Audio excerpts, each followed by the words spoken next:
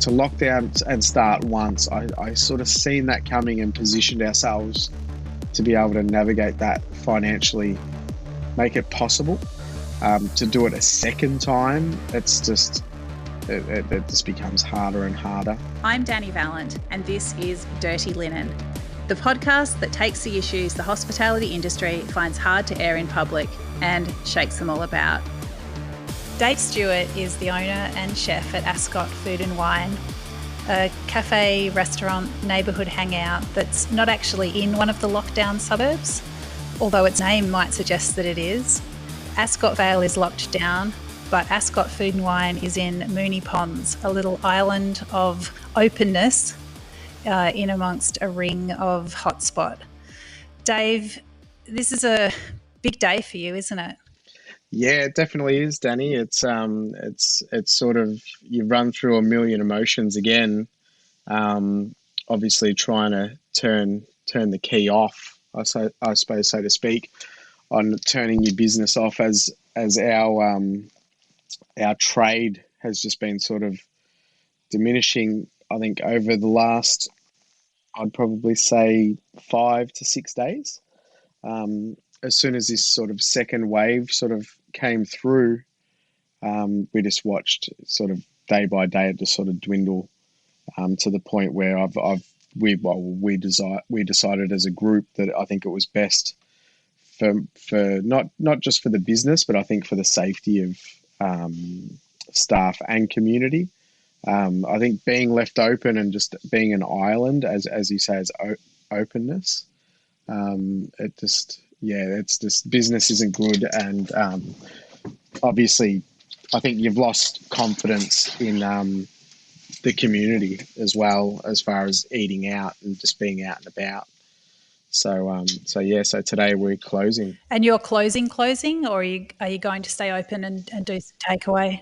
No, we're going to close and just the hardest thing for me at the moment is the emotional roller coaster, so the mental side of it. I think that's the biggest challenge that I'm facing, and I think we're going to try and just do what's right for us. I mean, obviously I've got a young family as well, so we're going to try and look after that. So I think when we come back, we can all come back as a group, mentally ready, physically ready, and give the best chance that we've got of making this business work again. Tell me more about the roller coaster. Like, take me through the story of the past 4 or 5 months. So basically we were branded as Ascot Food Store, which I took over 6 years ago. Well, we created essentially 6 years ago on the 9th of this month, which was sort of like your neighbourhood cafe, which has been a good business. And I think over the last probably 2 years, that business has just sort of suffered a lot in the, I think just as a business model in general. So basically we worked on the last 8 months on trying to navigate into a new model. Obviously we've had challenges along the way with trying to get a liquor license, which finally came through towards the end of last year, and trying to launch and rebrand and be able to do some nights. Like, we don't want to do it every night, but definitely sort of Thursday through or Wednesday through to Saturday, to try and change it into sort of like an all-day dining neighborhood sort of food, wine, and just sort of like a real sort of local spot.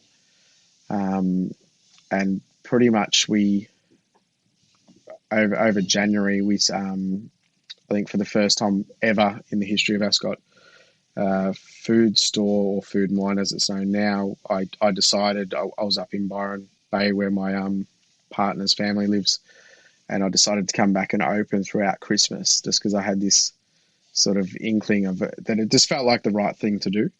And in doing so, we opened and it was quite successful. And then I teamed up with a friend of mine who's a shop fit out, and we tried to come up with a plan to create the space feel more like a restaurant. So we traded during the day, and at night we'd renovate and try to create that sort of new feeling, and then rebranded properly. Sort of, well, we've just sort of finished it, but in March we were sort of heading into the rebrand. Like I think the week before lockdown, and we had the sort of night menu and everything ready to go. And just as we were ready to turn the key on the new sort of business that we've been working on for the previous 8 months, is when we got news that we had to we went into lockdown, which is I think was a very necessary move as a state and country. That is so tough, though. You just put in all that thought and love, and I'm sure you were so excited to bring this new stage of the business to fruition. Yeah, we were excited. I think it was a second life, and I felt like it was a good position in the market. I feel like the staff were ready for it. I feel like the community, obviously, for those of you that know Moonee Ponds, there's quite a lot of development. So the place has changed in the last 6 years, and I feel like we'll just change. When you feel like you're beginning to change with a suburb that's changing as well, like you felt like we were just on the same spot again. Yeah, nice. Same trajectory. Yeah, and then you sort of get news of this. Like I think the first time of closing your business, it's like, I mean, you have weird conversations and they're still surreal now. Like some of the conversations that you have is just stuff that you'd never, ever, ever think that you'd be able to talk about, or conversation that you'd even have, like the words the sentences that you say essentially. What do you mean? Like what? I just think just the fact that you have to close, like pandemic, like the fact that this is happening, and it's just a global thing. Like you read the news of just like I mean this is going back 3 months ago, just how they sort of shut down Europe, and like it just seems surreal. Like it's just like it's not. It's just hard to, I don't know, just to say this is actually really happening. And I think the first time for me was, I was pretty good with it because I felt like it was like, and as I do now, like it's necessary, like it is, it's life and death, right? Like, like that's what we're facing, as we know, or what we understand, or what I understand from what I know.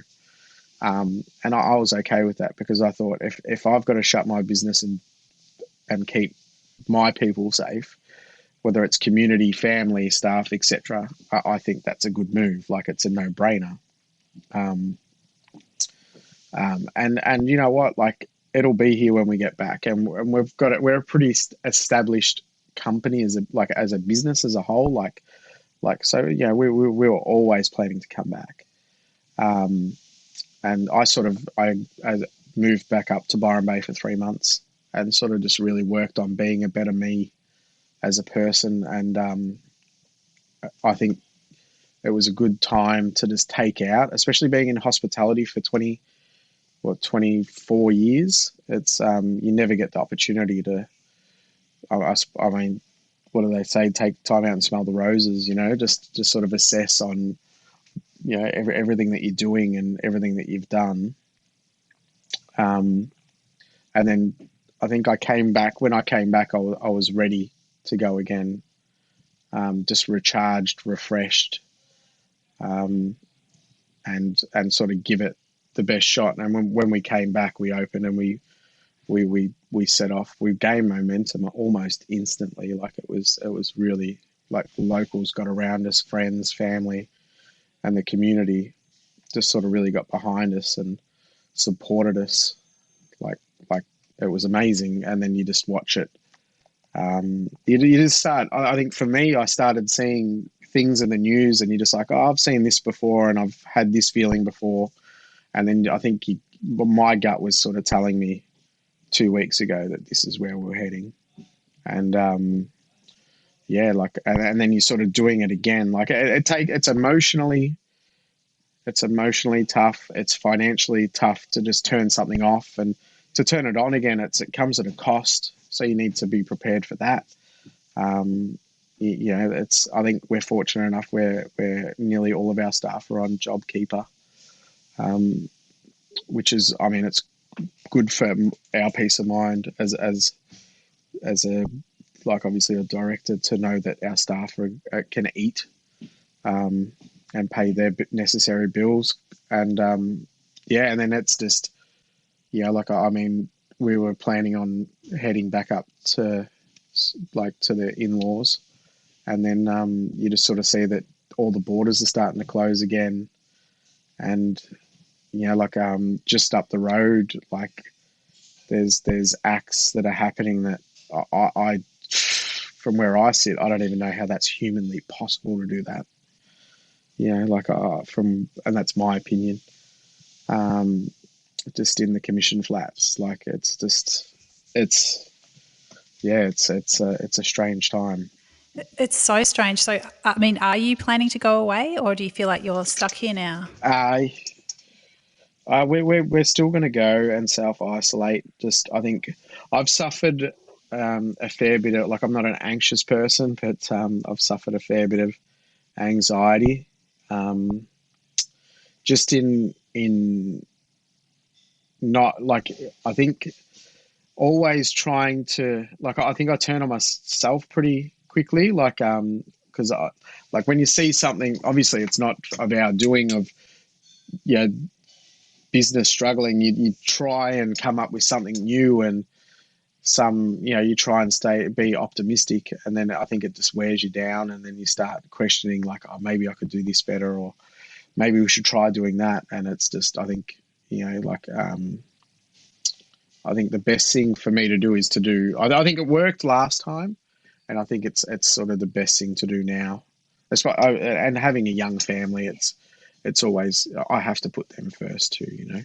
So you feel like that, like mentally, for you to keep trying to come up with new ideas right now would be too taxing, and just like wouldn't be a good move? Nah, like I think for the position on where the business is, like we're quite destination, so our takeaway trade is definitely not, is non-existent.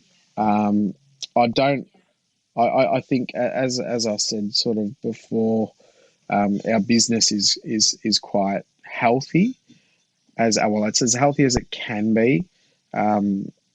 So I think it's just better to close it down and minimize, like, a loss, like a financial loss of turnover, which can be quite significant.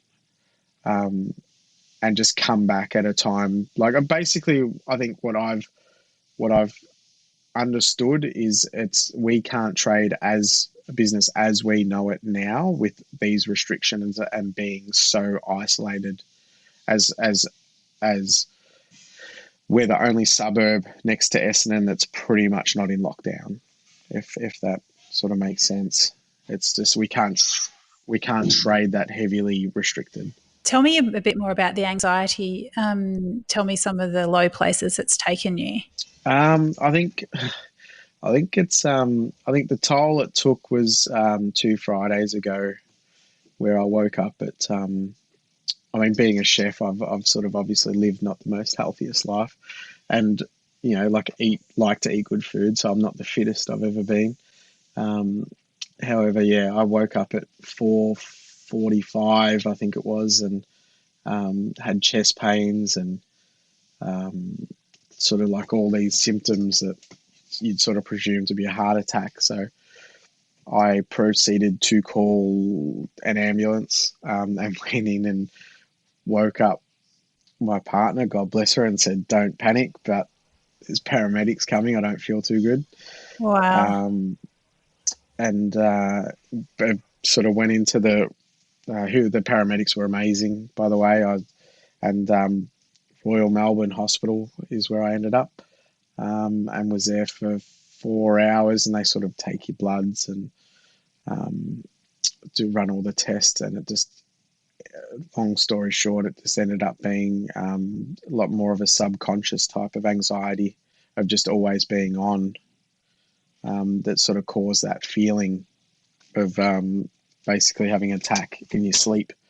So I think it was just, I think at that point I knew that I was sort of I was pushing myself too hard, And yeah, that's when we sort of and I think that's when all the signs sort of started to show that this is where we're heading into, sort of lockdown area. And I think that was the anxious thing for me that was building up, because to start again, to lock down and start once, I sort of seen that coming and positioned ourselves to be able to navigate that financially, make it possible. To do it a second time, it's just it just becomes harder and harder. I think I've positioned it well as I could have again, but I think it's just no other choice. And yeah, like, and we're all human, so I think, yeah, and that's the thing. Like, it's it's anxiety, but my anxiety is no different to anyone else's. You know, it's not everyone else has got the same worries, the same. Like, I'm no different to yourself and anyone else. Like, it's just the scale of it. Yeah. Everyone does have their own, everyone, I guess, experiences the pandemic in their own way and through their own filter and their own lens. I think as an employer, you do have a particular weight that you carry, where I guess you do have that comfort of JobKeeper for your staff, where at least, yeah, as you say, you know, they're going to be able to eat. But I think if you're also thinking about their safety, or also, you know, thinking, well, if I'm feeling this anxious, how are they feeling?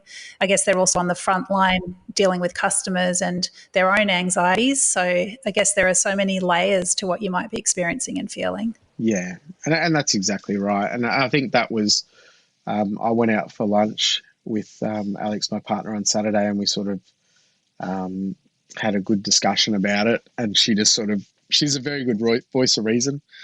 And she just sort of asked me what my worries were. And when we sort of spoke about it, she said, well, you know your decision. So, and that's exactly as you say. I'm not prepared to put my staff in a position where they feel uncomfortable, and they've given it their all. And, you know, when I went back and spoke to the team as a group, that's what, you know, we all sort of felt the same way. So that was a decision we made. And I think in doing so, it was the best decision for the business. And what did you feel like going out for lunch with Alex? Like, did you feel that the restaurant environment was a good place to be? That's a good question. I think we don't get out a lot, and we were very selective on where we're sort of creatures of habit, so we tend to escape to the regular places. And where we went, we went down to the South Melbourne market and just sat outside at clay pots, sort of under a heater, so with a pram. So we like, for us, I felt fine. Like, I feel like I trust people that are doing the right thing. I trust, and I know this because I know that to the best ability, we 100% try to do the best job we can and keep people as safe as we can, and comply as much as we can. So, and you know, to sit outside under a heater with no one really around you was like, you know, I felt fine. And I think it was just good to be able to sit down and feel, you know, I think more so I felt it's good to feel normal. Yeah, it felt fine to feel normal and sit outside and have a really nice lunch. Yeah, I really relish those glimpses or slices or patches of normality in amongst all this, whether it's walking the dog or watching something dumb on TV, you know, whatever it is. Yeah. Unpacking, shopping, just anything normal. Organising the so pantry. That's on my to-do list still. Can you believe it? I still haven't done that. What have I been doing? But I think we definitely, I guess it's that cliche of, you know, you sort of realise what's precious, don't you? And as you say, you know, you've got your baby and you need to prioritise your family. But I think, yeah, we do realise the things that we value and hold so dear.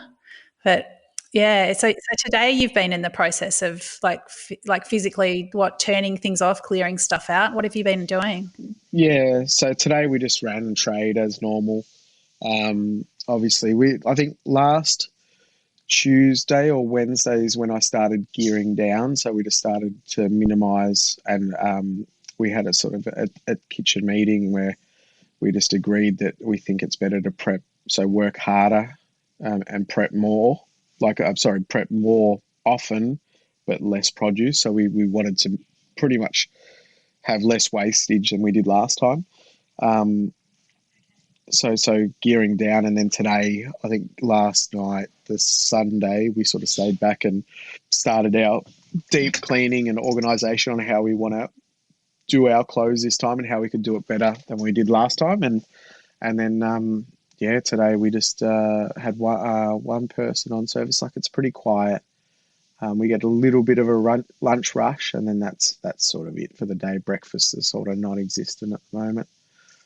You have like a big takeaway coffee trade, and then yeah, we just sort of packed up, deep clean fridges, and now I literally just ran in because we were about to do the stove tops and the canopy, so I got out of that. Oh, good. Glad to schedule this chat for that. Yeah. So something's working out.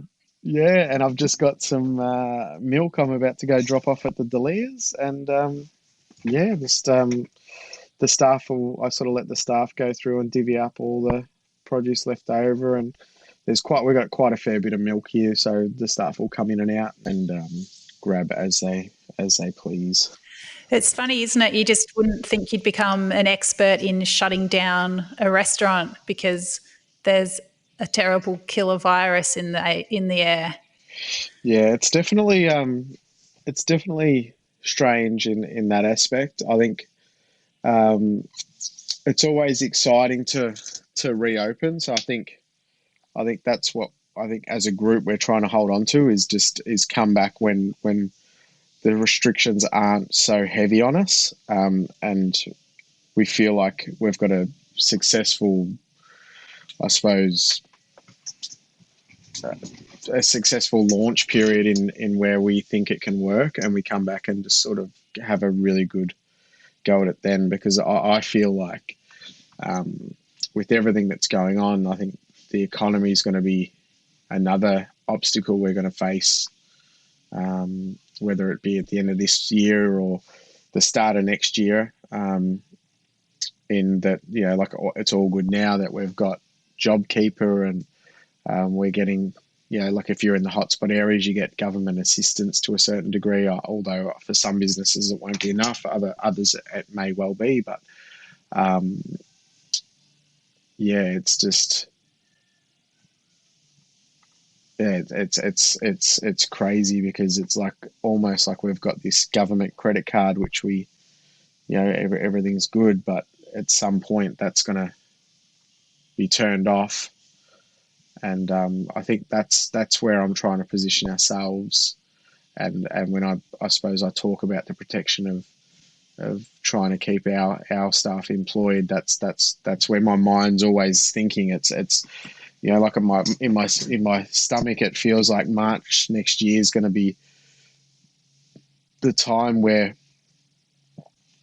things like reality is going to be a different again, as for what the business model is going to look like, especially without all these payments. Because I feel like, you know, like even if we get through the end of the year, even if it finishes in October or September, as they say, I think the last 3 months of the year, being optimistic, will be good, because we sort of head into that really good festive season. We have some really nice weather, and yeah, there's a lot of good things that we can look forward to. Whether obviously restrictions allow us to do it with Spring Racing Carnival and all that sort of stuff, it's still good to be able to look forward to that. But then next year, when that debt has to be paid back, I feel like that's when the pain's going to be felt from not only, I think, hospitality, but you know, not only hospitality, other businesses as well. I mean, I feel like it's a hard question to put to you when you're literally, you know, cleaning down and giving away the milk and closing down. But when you do think ahead to March, and especially in the light of just having reframed your business, I mean, do you think that you need to change the business model once again? I think it'll be definitely, I think hospitality is definitely going to change again. And I think the business model will have to change again, because I just have that feeling that it's just not going to be the same. But in saying that, like what it changes to or what it's going to look like, I have no idea. I think the only way I can give myself the better chance of survival as a business is by taking the time out and bowing out when I feel it's the best time to, for the safety and the good of the business, and then coming back when I feel that it's safe, it's viable, and being present. So literally, I think with my business is a day to day, week to week. It's a local. It's not. We don't rely on holiday periods. We don't rely on summers. We don't rely on winters. We assess it for day to day, week to week. So the pulse is on sort of, the finger is always on the pulse. And if something's not working, we need to change. We need to adapt, because we're very consistent in what we do as a business model. So I feel like being present and being in that business and using all the facilities we have, like with the logins and that gives us reach on where people are coming from.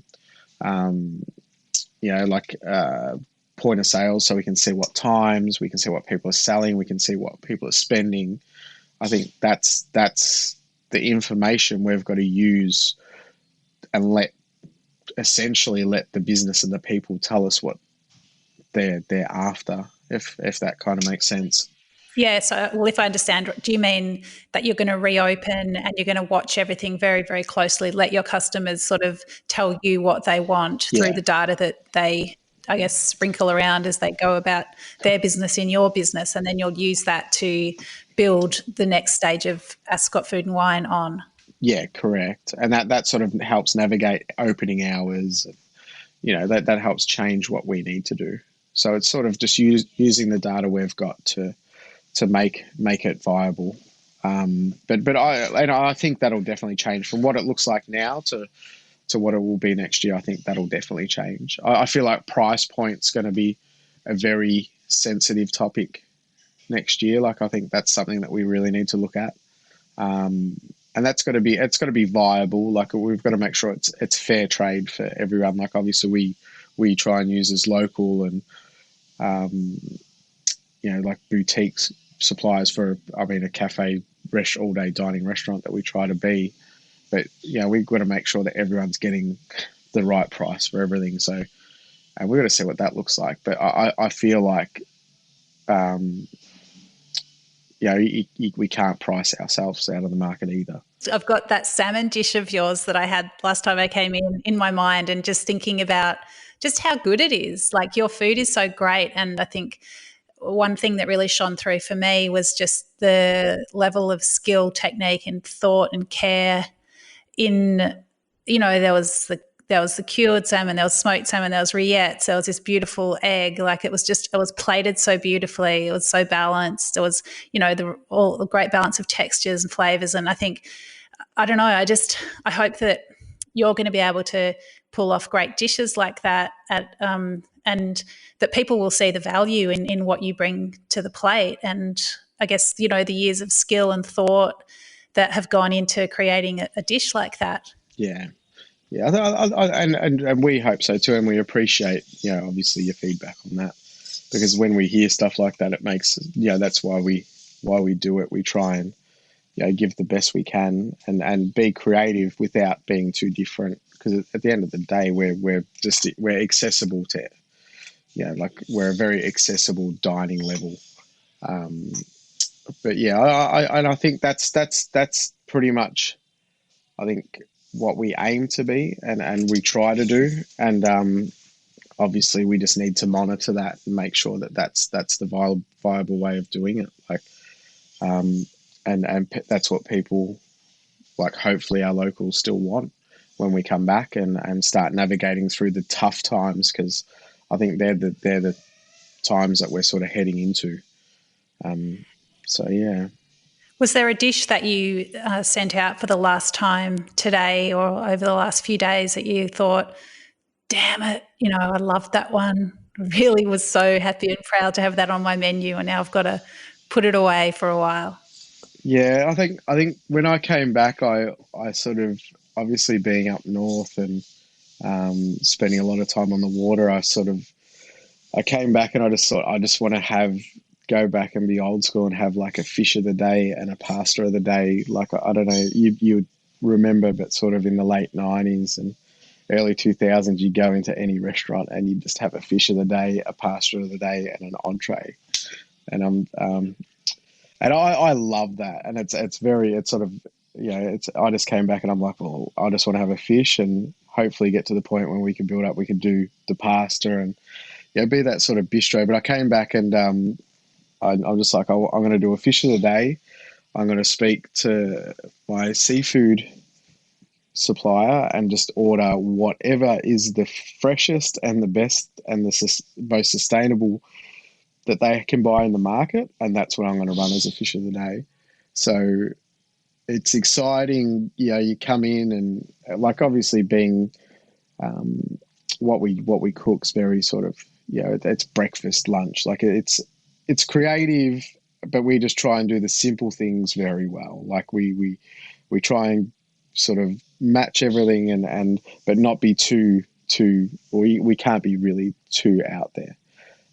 But coming in and hearing the guys in the prep room just saying, the fish is in, and it's one day it's harpulka, and then the next day it's John Dory, and then it's just awesome to be able to create a dish on the spot on what we're going to serve for lunch. So, and I think, obviously being a young chef, I sort of love that because it just sort of, it puts you on the spot and you can't really prepare for it, but you sort of go through the fridges on what you've got. And obviously as we ran down, we kept doing it because we had regulars that sort of ended up calling up and say, what's the fish today? So that's so good.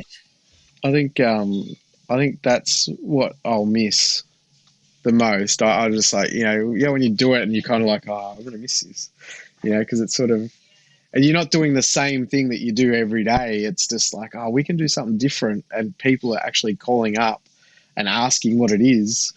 And I think that was what I was starting to learn. I think this could be this is the new way, like, of what Ascot food and wine could be. We'll finally be able to break the cycle of just being a breakfast joint. I think that's so exciting. And even though it's like sad and distressing that you've got to shut up shop for a while, I think that the fact that your customers so quickly latched onto this new way of being with you is so promising for the future. So I feel like you've got such great support from your customers, from the local community, that they're going to be so interested to see how you make the best of whatever it is on the other side of this. So Dave, good luck, and take it easy as you can. Breathe deep and restore. Yeah, I do a lot of that. Good. I've been doing a lot of the breathing at the moment. I think that's the only thing that sort of helps you control it. Yeah. Well, I'm glad to hear it, and I'm for one super excited to see what you do on the other side of the pandemic. I wish you all the best, and I can't wait to eat your food again. Yeah, thank you so much, Dani. That means the world to us. All right, take care. This is Dirty Linen, and I'm Dani Valent. We air the issues that the hospitality industry finds hard to talk about. We spend a week thrashing around each issue, hearing from different people with unique perspectives. We want to hear from you as well. If you have something that needs to be said about a topic, get in touch so we can include your perspective. Contact us at dirtylinen@deepintheweeds.com.au or hit us up on Insta at Dirty Linen Podcast. We can't wait to hear from you. This is a Deep in the Weeds production.